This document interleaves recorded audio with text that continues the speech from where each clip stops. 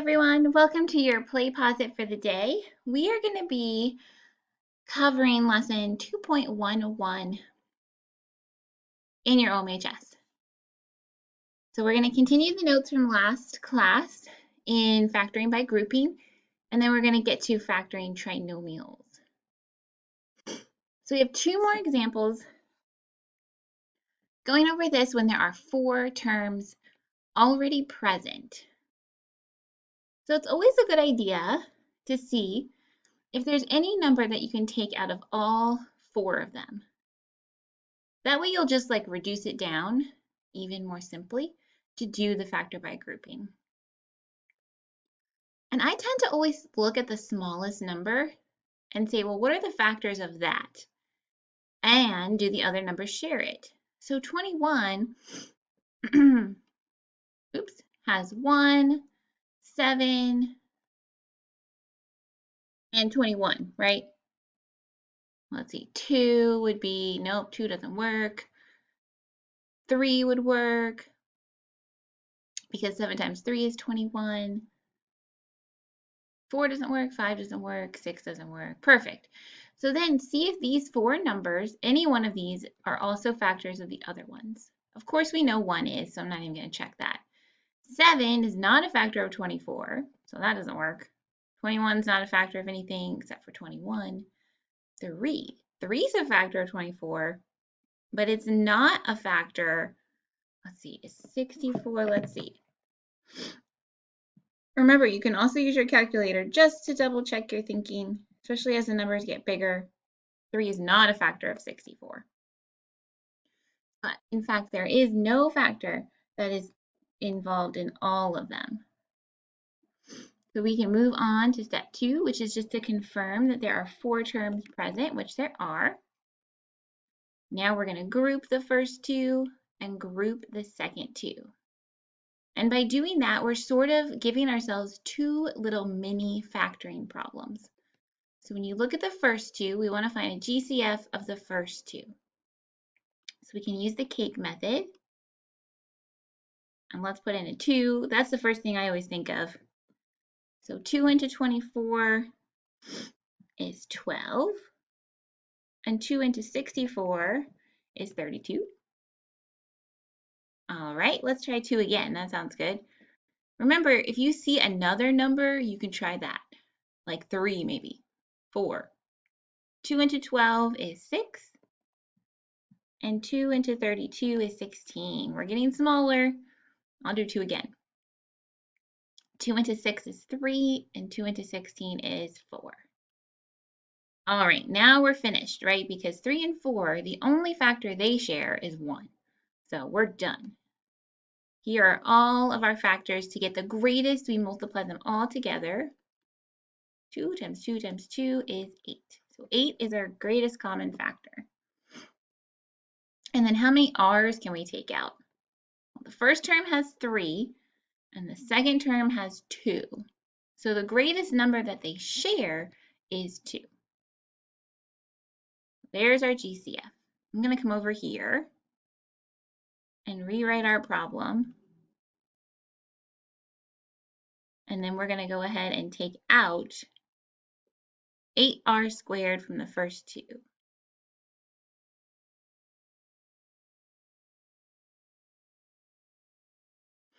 So 24 divided by 8, that's 3.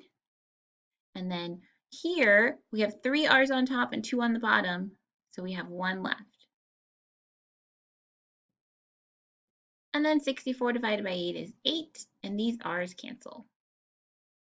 There we go. Now we only have one more little pair to do. Let's look at negative 21 and 56. You may already see it. I kind of do. It's 7, right? So 7 into 21 is 3, and 7 into 56 is 8. And 3 and 8, they don't share anything, so we are finished. Now, whenever there's a subtraction sign here leading that term, it's a good idea to just keep it. Look, we're going to keep it right there. And we're going to pull out the 7. So we're going to take out a negative 7. All right, negative 21 divided by negative 7 is a positive 3. And positive 56 divided by negative 7 is a positive 8. I'm sorry, it's a negative 8. And you can always double check your work. We can redistribute the 7 and see what happens. Negative 7 times 3r. That's negative 21r. Negative 7 times a negative 8 is a positive 56. So we're good. And then look, the items in the parentheses match. So we are good to go. We just write the final problem by taking the two GCFs together and then one set of those parentheses. And that is the factored form of that 4-term trinomial or polynomial. Remember, you can FOIL this out or distribute this and you'll get right back to where we started. Pretty cool. Let's do the next one. There is no GCF of all the terms. There are 4 terms present. So let's get grouping. The first 2 and the second 2. So sometimes you might be able to just look and see what the GCF is. You don't have to do the cake method. It's a lot easier when the numbers are smaller. So for the first 2, I see 4. 4v squared is that GCF. So if I take a 4 out of the first one, the 4 is gone, and I took 2 v's out, so there's 1 v left. 12 divided by 4 is 3, and the v's are gone. You can see how it can start to feel like it's getting easier, I hope. Now we look at these two terms. They obviously share a factor of 5, right? This has a minus here. Remember what we said about that. Just take it out with the 5. All right, so now we're going to take out the negative 5. So that leaves a v. And in here, careful, 15 divided by negative 5 is a negative 3. And we did it right. Now you just write the two GCFs together in one set of parentheses. And the second set, one of those. And again, we're going to talk about more later why mathematically this works. For now, we're calling it magic because I never get to say that enough. But no, there is a mathematical reason for why we're able to go from this step to this step. And I promise I'll share it with you. So now we're all in. We're going to start factoring trinomials, and everything we've learned up until now is going to help us do that. Factor trinomials. Tri meaning 3, remember? So there are 3 terms. So when you first look at this, you're not going to just initially factor by grouping, right? Because there's not 4 terms. We couldn't group 2 and 2 together. So the way that we solve these, now there's a few ways to do this. You'll hear about the guess and check method. You'll hear something called slide and divide. I personally like this method, and I call it the MA chart.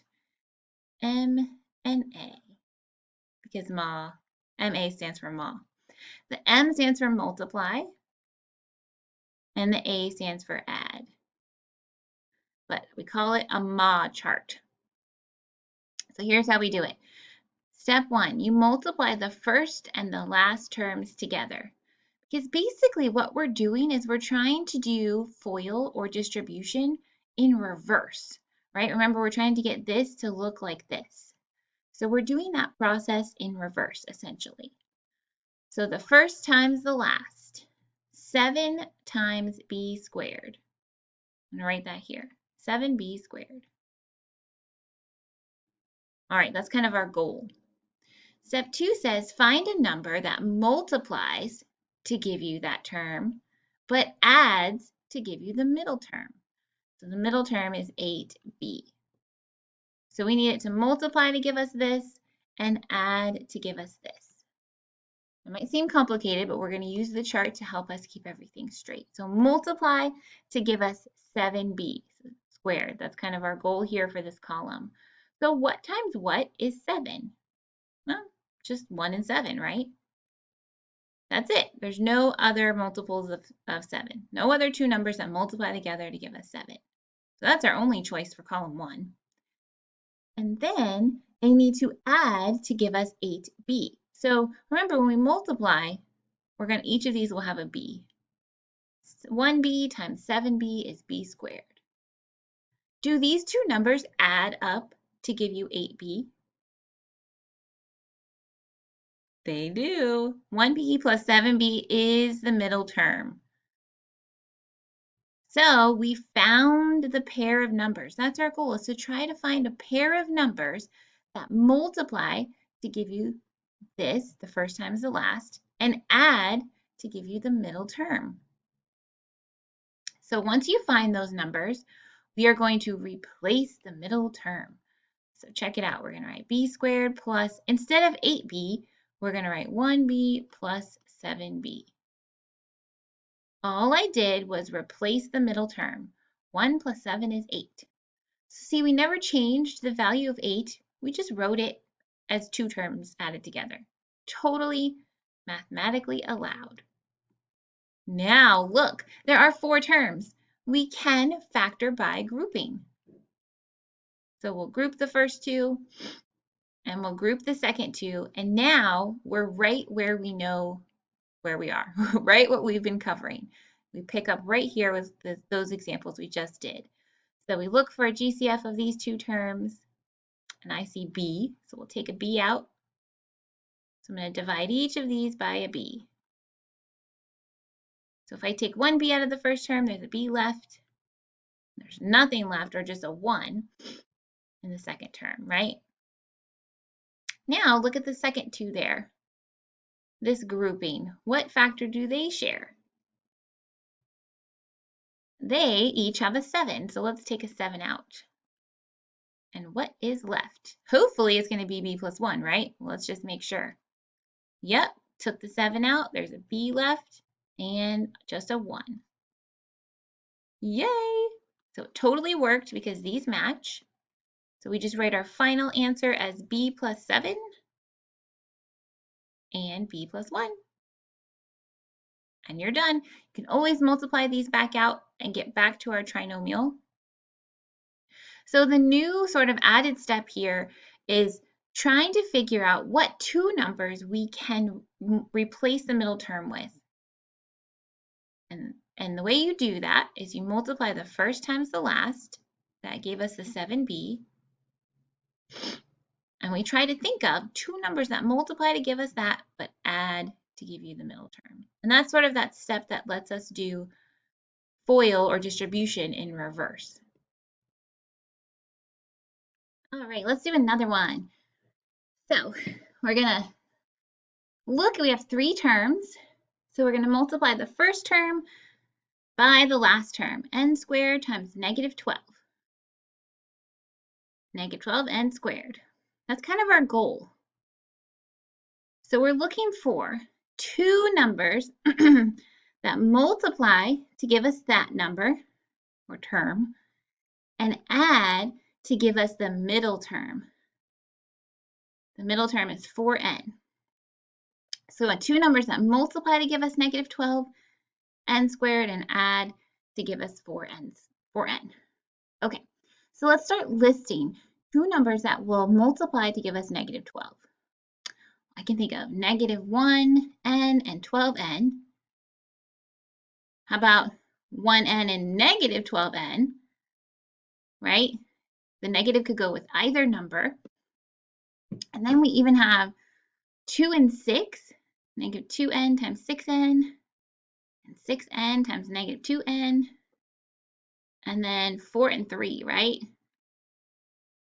Those are all the factors of, or multiples of negative 12 and negative 3. So we have to decide which pair to use. There are 6 pairs. We need to pick the pair that adds to a positive 4n. So just look at the 2 numbers. Negative 1 plus 12. That's 11. That doesn't work. 1 minus 12. That's negative 11. That doesn't work. Negative 2 plus 6. That's 4. We found it. That gives us the 4n. The other ones, hold on, wait, does it? It does. This should be a negative here. This would be a negative 4. This would be negative 1. This would be 1. So we found it. The two numbers that multiply together to give us the first times the last and add together to give us the middle term. Once you find those, we're on to step 3. Replace the middle term. So instead of 4n, we're going to have those two numbers we found. And see how we didn't change the value of 4n? We just rewrote it. Again, it's kind of like a synonym. Negative 2 plus 6, that is 4. So we're good. Now we get to do what we've been doing. We're going to group the first two and group the second two. And we have two little mini factoring problems. So our first two, we're going to take out the GCF, an IC and N. So we'll divide N out of each. So we have an N minus 2 left. And the second two, I see a 6.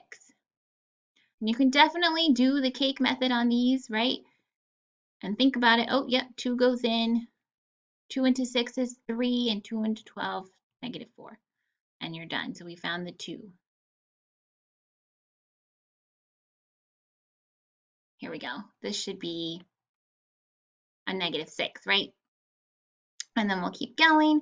A 3 can go into these. So we would have a 1 and a negative 2. Now we're finished. 2 times 3 gives us that 6. So let's see what's left. We'll divide each of these by 6, and we have n minus 2. I want to caution you, be careful. Don't just automatically make the parentheses match. You want to make sure you're actually doing the math because there could have been an error somewhere, right? All right, our final answer are the two GCFs. You take the sign with it, it's a positive, and then one of those matching parentheses. There's your final answer. All right, we have two more. Same process. We're going to do the first times the last. So we have negative 15p squared. We're looking again for two numbers that multiply together to give us that and add to give us the middle term, negative 2p. So you might start to sort of see those factors before having to list them all out. Like 5 times 3, one of them has to be negative, right? Because we need this to be negative. So that could be negative, or this one could be negative. They're both negative 15. Which ones add to give us negative 2? And it's these. Negative 5 plus 3 is negative 2. And you might be saying, well, it's not plus, it's in times. And you're right. This is the multiplication column. And then we would just move them over to the addition column to see if they add up to our middle term. So we found them. We're going to replace that middle term with negative 5p plus 3p. And let's start grouping. We'll group the first two and then the second two. So the GCF of the first two, they don't share any numerical factors, right? 3 and 5. Those are both prime. So, but they do share a p. So let's take out a p. So if we took 1p from here, we'd have 1 left and just the 5. All right, when you look at the second pair, they don't even share a p, do they? And when they don't share anything, you can always take out a 1. Remember, everybody shares a factor of 1. So we would take a 1 out of each of these, which leaves us with the same thing, right? 3p minus 5. And sure enough, these match. And so we can write our final answer as those GCFs together, and then the one set of parentheses. And you are finished. You can definitely take some time. I recommend it to go ahead and re-foil this out or redistribute this to make sure it matches what we had up here. So doing these first two steps Again, it's kind of allowing us to do multiplication in reverse to find those special terms. So let's try it again. The first times the last. It's negative 18n squared. So we're looking for two numbers that multiply together to give us that and add to give us the middle term, negative or positive 3n.